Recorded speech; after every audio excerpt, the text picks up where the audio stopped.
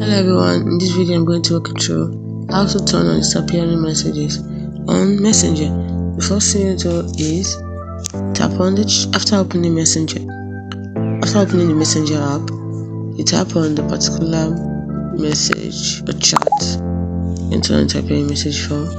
Then you tap on the person's name at the top, tap on it, scroll down to disappearing message. You can see it here. This is it, disappearing message under privacy and support.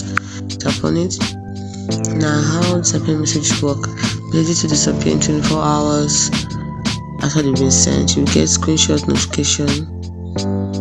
That means people in the chat will get an alert if screenshots are detected. That means someone tries to screenshot the message that you've set to disappear, you'll be notified.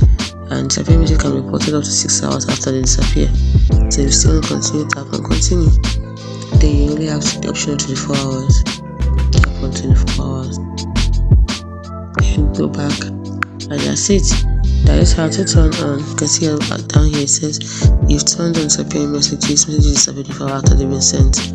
That is how to turn on disappearing messages on Messenger.